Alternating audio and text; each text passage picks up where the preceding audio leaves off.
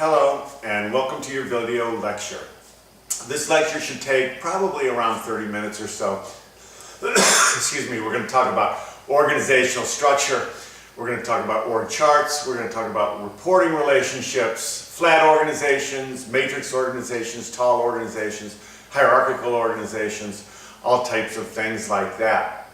We're going to kind of get into organizations based on external environments as well as organizations based on internal environments. Now, generally speaking in OB, we talk a lot about people, we talk about motivation, we talk about organizing people and making people more productive, etc. Today we're going to talk mostly about the organization. It's not a real sexy chapter. As a matter of fact, I find the chapter rather static and rather dull. So maybe it makes well for a good video lecture. At the end of the video lecture, there will be 4 discussion questions. What I want you to do is I want you to do a half page per discussion question.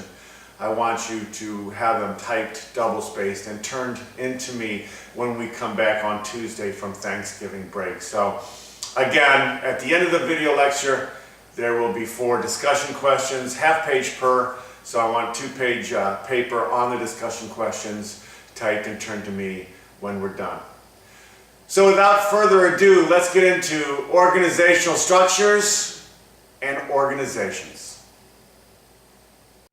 So as I said in my introduction, chapter 13 here is all about designing organizational structures and flat organizations, tall organizations, etc. Remember, one of the things that we're trying to do, and the objective of any business, is to make a profit.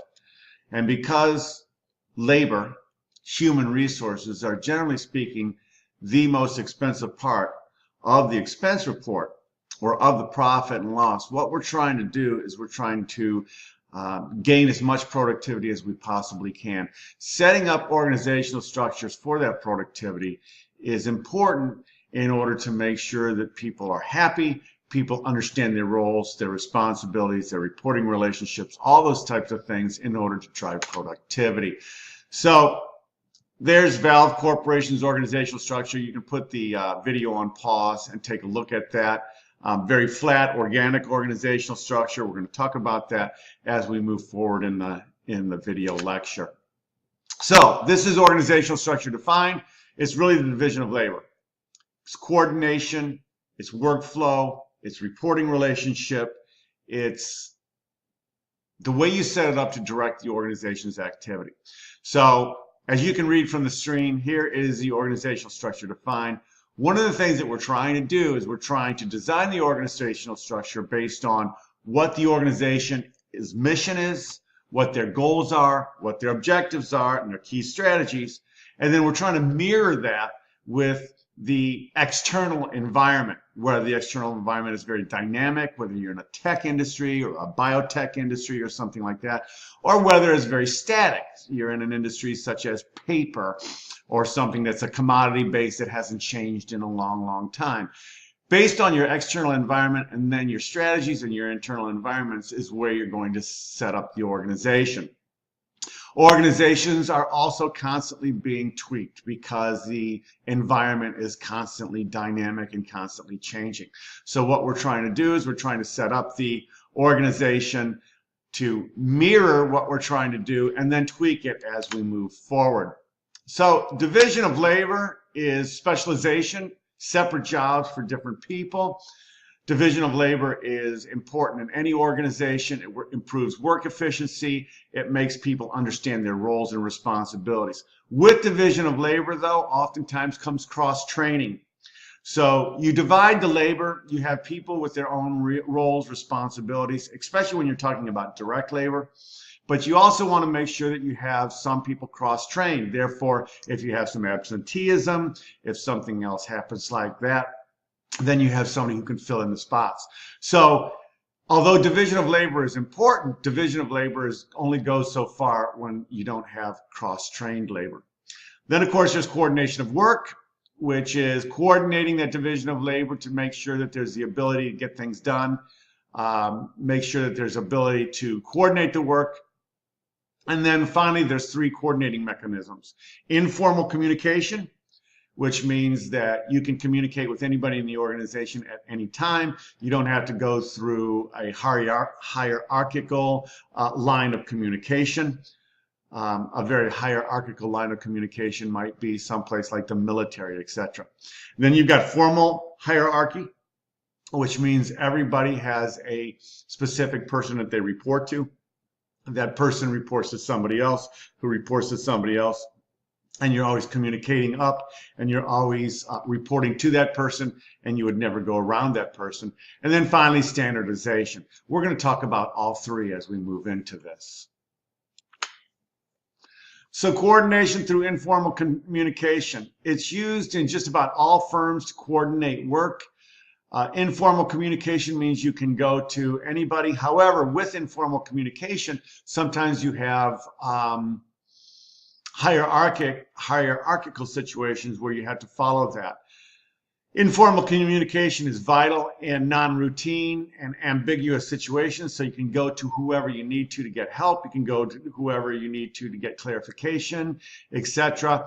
In larger firms, it's really possible. It's also very possible these days with the coordination of electronic communications, with pinging, with email, and with text messaging.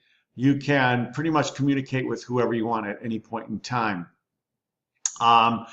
These three things, liaison roles, integrator roles, and temporary teams, are also applied in larger firms in order for specialization of labor, to get work done, to get things done regarding what needs to be done. So formal hierarchy is direct supervision. You're supposed to go right to your direct supervisor if you need resources, if you need help. It assigns legitimate power, but not necessarily referent power. And if you hate your boss, you're in trouble with a hierarchical organization like this. Most firms have some type of hierarchical organization. However, the reporting relationships might be hierarchical, but communication doesn't necessarily have to be. One thing you've got to be careful, though, is going around your boss with problems. If you go around your boss with a problem, then oftentimes your boss's boss might not think that you're engaged with the employees, etc. And it could create some animosity. So even though there is informal communication, oftentimes you make sure that you have to let your boss know what's going on, and then really ask her or him whether it would be appropriate to go around him or go to their boss for resources, etc. Standardization is routine behavior.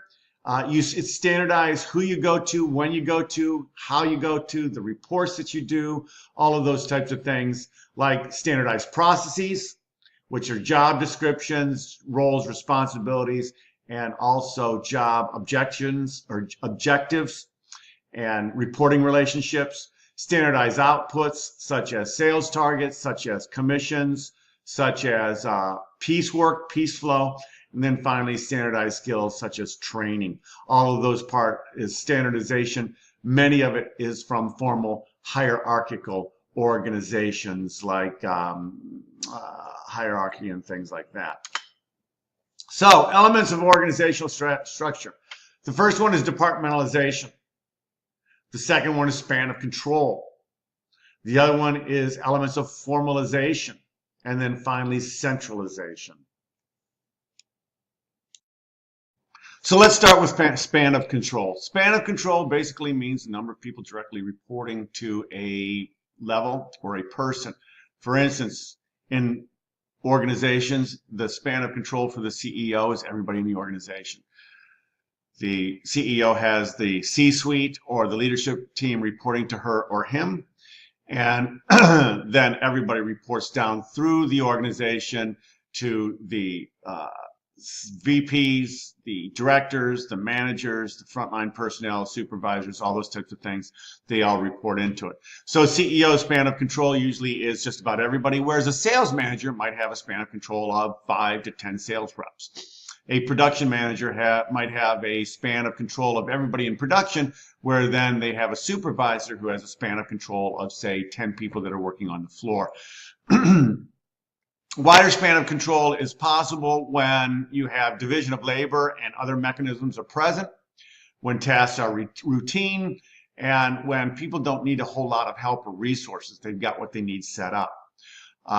Narrower span of control is when you have a lot of flexibility in the job, etc. That's why, say, with a salesperson or a sales manager, generally speaking, you're managing anywhere between 5 and 10 sales reps because it's a dynamic environment. I know my span of control was 10 when I was a sales manager for Bausch and Lomb. So span of control simply means how many people are reporting to you. Tall versus flat structures. A flat structure has very few levels. You might have the CEO, and then you might have the C-suite, or the VPs, or even a manager, and then have everybody in that organization reporting to the manager, then to the CEO. So there's not a lot of levels between you and the top dog. As companies grow, they tend to build taller organizations because they get more and more people, and they want to divide up that span of control. If a company is very small, oftentimes, if it's a sole proprietorship or something like that, you've got the owner and then everybody working into an owner with the owner. So a very flat structure. The problems with tall organization hierarchies is the communication lines are tough. You got to go through one person who goes to another person who goes to another person.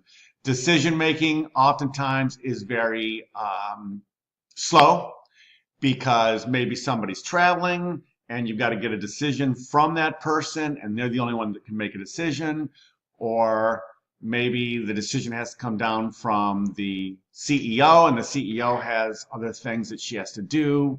So in that particular case, sometimes decision making is very slow and sometimes communication is very difficult.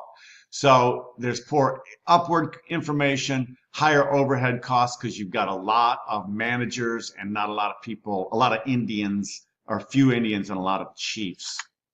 Centralized versus decentralized organization just means the degree of formal decision making held by a few. Also, central organizations oftentimes are divided into functional organizations. For instance, all the decisions for the marketing and sales organization comes from the VP of marketing. All the decisions from human resources comes from the VP of human resources. All the decisions coming out of production comes from the production manager. So the organization is centralized around those top dogs within that function. Sometimes organizations are set up so that they're not functional. It might be set up around division. For instance, GE has a division of locomotive division. They have a light bulb division and those types of things. The degree of centralization might vary depending on the company or depending on the division within the company. And decentralization tends to increase as companies grow because more and more people get involved in the decision making. The next aspect of organizational structure is formalization. The degree to which roles and responsibilities are standardized, the degree to which roles and responsibilities are written, that there's written rules within the organization, written reporting structures. The formalization of an organization is that everything is written down, all the I's are dotted, the T's are crossed, etc. Formalization is a problem when it leads to less organizational flexibility, less learning, less creativity, less job sharing, less cross-training. All those types of things can be problems with formalization.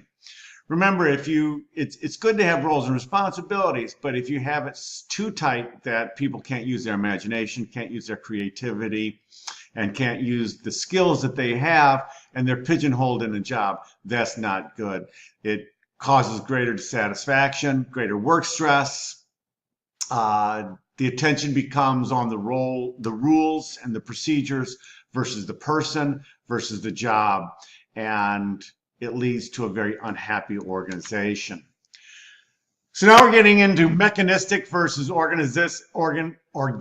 Wow, that was a tough one to say for me. Mechanistic versus organic structures. Mechanistic structures have a very narrow span of control It's very highly centralized, very highly formalized. Organic structures really is a groundswell where it's a wide span of control, not a whole lot of reporting relationships, very flat organizations, very decentralization, very low formalization. A lot of the decisions come from those that are in the job on the front line. Those types of decision-making capabilities is pushed down to the lowest level. It's organic decisions, creativity, and things like that are done where the job happens, where the job occurs. So sales reps would be able to come up with new products, new pricing structures, new promotional structures. People on the front lines of production would be able to shut down the machines if something's going wrong, using their skills in order to make their jobs easier. Mechanistic, structures is that it's very formalized. Roles and responsibilities are written. You're not supposed to step outside your roles, responsibilities in a mechanistic structure. Functional organizational structures, you see this right here, where the organization is divided by function. We talked about this a few slides ago. The CEO, and then you have a function of finance, the production function, the marketing function, HR function, accounting function, and each one has their own organization that report up to them. So the organization is delineated and delineated by function versus by product versus by division. Oftentimes you have an organization that is both divisional and functional. So let's take GE. GE is divisional in the fact that they have locomotive engines, they have light bulbs, they have capital, they have plastic. And within each one of those divisions then is a functional organization. They have finance, they have production, they have marketing. So it's both divisional and it's also functional. In some organizations, it's strictly functional when they don't have a lot of divisions. And in some organizations, it's strictly divisional, whereas marketing would work for 2 or 3 divisions. The VP of marketing would cross the division. Sales would sell products in each one of the divisions. Evaluating functional structures, the benefits is you have economies of scale. You have very functional excellence. You can hire within functional excellence, and it's easier to supervise. The limitation is that it's siloed. One organization doesn't know what the other organization is doing, and you have a lot of infighting between functional organizations. We talked about this in class the other day where marketing hates sales, sales hates marketing. Different functions are not aligned with one another, but actually are at odds with one another. Divisional structures, I talked about that, whereas you have the CEO and then you have divisions within that. Healthcare, lighting, consumer. Actually, that might be GE right there. 3M has lots of different divisional structures because they have so many products, as does Procter & Gamble because they have such an eclectic product mix. It organizes employees around clients, around customers, around specific markets, around specific distribution channels, and it allows sharing of resources between marketing, between finance, between other functional structures. It depends on how many divisions you have, depends on how wide or diverse your customer base is, and how wide or diverse your distribution base might be. Also, it could be very geographically centered as well. Evaluating divisional structures. The benefits are it's a good building block. It allows economies of scale when it comes to distribution. It allows economies of scale when it comes to different functional excellences like marketing, finance, etc. It focuses on markets, focuses on products, and generally speaking, a divisional structure is an external look. They're not looking internally, but they're looking and they're organizing around their customer base. That can be very good. The limitations is sometimes there's duplication of efforts, and there's also the marketing department gets pulled like Gumby.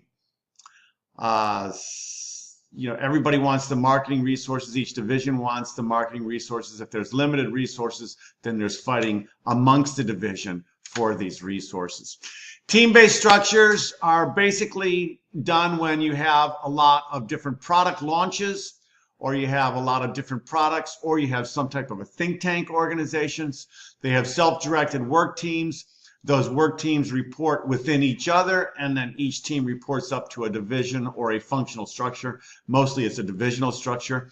Typically it's very organic. The decision making is done on the team-based. Everybody contributes, and there isn't hardly any hierarchical. Everybody is built around the team, and the team has an objective. The team has a goal, and everybody contributes. Therefore, there isn't a whole lot of hierarchy. There isn't a VP who a communication reporting responsibility, and also oftentimes it's found around divisional structures. The benefits is very flexible and very responsible and very responsive. Also, they tend to be very, very creative because everybody leaves their egos at the door. Everybody is on the same level within the team, and everybody contributes. The limitations, sometimes interpersonal training costs are high. Sometimes if you don't have a high cohesive work team, then nothing gets done. Also, remember the team formation of storming, norming, performing. If you never get out of the storming aspect, nothing gets done. Sometimes there's team leaders. Eventually, within a team, somebody has to be responsible for getting work done. The buck has to stop here in some particular aspects. Matrix structures are when you have a person that reports to two bosses. For instance, a marketing person or a director of marketing might report to the VP of marketing as well as the VP of the division. So it's matrixed. A person has two bosses. So not only do they report into their function, they also report into the division. That happens a lot with sales, whereas sales will report into the division, but also report into a marketing manager or a sales manager. They're using resources efficiently. Everybody is sharing the resources. You don't have duplication of resources within the function and within the division. It supports knowledge. It supports solutions. The problem is there's conflict among managers, and some people feel like they're pulled in multiple directions. It's very, very, very difficult to serve two masters. And that's what happens in a matrix structure. A network structure is alliance within a network. The network could be a computerized network. It could be a network of processes. It could be a network of customers. It could be a network of a lot of different things. You don't see this very often. You only see it, generally speaking, in either smaller, very dynamic organizations or organizations that are offshoots of larger organizations. They're highly flexible. They're not saddled with old facilities. They're built around the networks. And again, oftentimes they're offshoots. They're exposed to market forces, which is a limitation, and they have less control. So looking at the external environment and structure, there's dynamic environments like those in the tech. There's stable environments. I gave paper as an example of a very stable environment. Academia, colleges are very stable. There's very complex environments with many stakeholders, many regulations, many government regulations. And then there's very simple environmental structures with very few environmental elements out there and very little environmental needs. So with a diverse environment with many clients, you use a divisional structure and you decentralize. Integrated are single client areas with less need for divisional structure and decentralization. If you've got a hostile external environment, you use organic structure for responsiveness. And with munificent, and I don't even know what that word means. You're going to probably have to look it up. I've never heard it before. This, where there's plenty of resources, you would need for a less organic structure, and you would be more matrix typed. Please take a look at the last two slides and make sure that you understand that and read it within your book. Not only does the external environment have a large effect on organizations, so does organizational size. The larger the organization is, the more they increase the division of labor and have job specialization. The larger the organization is, the more times they have more matrix types of organization where they might have a marketing or functional division, and then all of a sudden they grow, they get new products, and they become both functional and divisional. The larger the organization, the more coordination needs to be within the divisions, the more coordination that needs to be within functions, and they become more decentralized. Technology also has a strong relationship on organizational structure, mechanism, and processes for products, services, depending on the technology, is going to allow for a more dynamic organization, more changing organization. Organizations tend to morph in highly technological environments. They tend to be tweaked a lot. They tend to be more team-based. They have more task variability. They have more task analytical ability. And they have low analyzability and high variability as the technology grows. Organizational strategy, again, also has a very strong determinant on how the organization is structured. Leaders decide which way to structure to apply based on their strategy, based on what they're trying to do. Remember, the goal of the organization is what the organization wants to be. The objective is what they want to achieve. The strategy is how they're going to achieve it. Oftentimes, based on that strategy, they will define an organizational structure.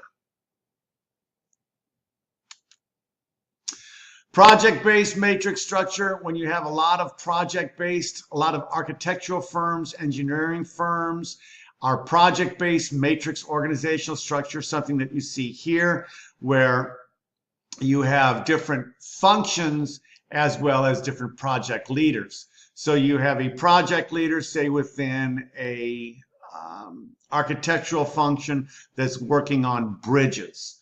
So within the bridge division, you have a project leader, and then you might have a project leader that is working on utilities or something like that. So when you have very project-based types of organization, engineering firms, architectural firms, accounting firms, then you have a lot of project-based matrix structure where employees are temporarily assigned to a particular project, and they go from one project to another, to another, to another.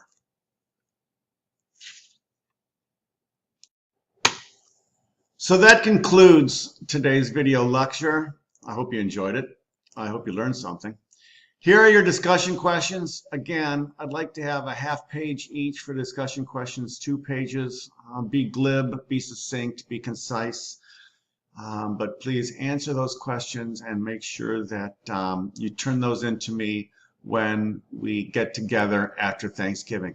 Until then, I hope you all have a blessed and a very safe Thanksgiving week. If you're traveling, I hope you travel safe, and I look forward to seeing you again when we get back to school after the Thanksgiving break.